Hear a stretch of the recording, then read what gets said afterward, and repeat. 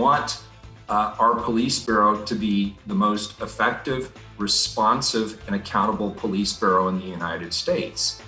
Following a year of unrest, budget cuts, and emergency funding, the mayor offering up his vision for the next city budget tonight. Over 150 people sign up to give public testimony on the controversial proposal. It is 10 o'clock. Good evening, everyone. I'm Jeff Gianola. And I'm Elizabeth Din. City commissioners will vote on that $5.7 billion budget next week, and that's with some proposed numbers stirring up debate. Well, Jenny Young listened in on all that comment tonight. Jenny, a lot of people upset about police funding. What did you hear tonight? A lot of people spoke, Jeff. It went on for several hours.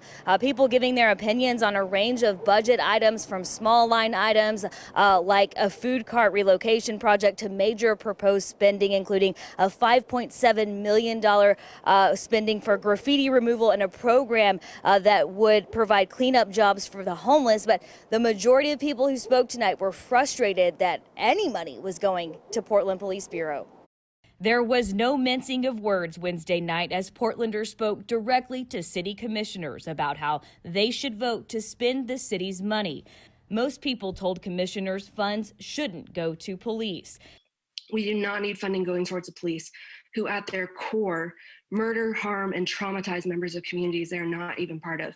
Dozens expressed their frustration that the proposed budget doesn't expand the city's newly formed street response unit, a non-police response team for people in crisis. Most people that are criminalized have experienced lifetimes of trauma that need to be addressed and that should be acknowledged when you are interacting with them. Only a program like Street Response is going to be able to train people to do that. I know now Portland Street Response and park rangers might not be able to deal with certain kinds of situations, but if you fund them, they will be able to. I'm not overstating when I say the whole nation is watching. If you vote to stunt this program's ambition, there will be a spotlight on that timidity. Almost no one spoke up for funding Portland police, except for one woman who says she's lived in Northeast Portland for 32 years and told commissioners about a drive-by shooting she and her husband recently witnessed. I just really want you to understand that if my husband and I had been 20 seconds later, we may have been injured or killed.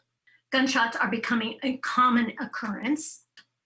The police are so completely understaffed right now that they can't respond to anything but the most immediately dangerous crimes.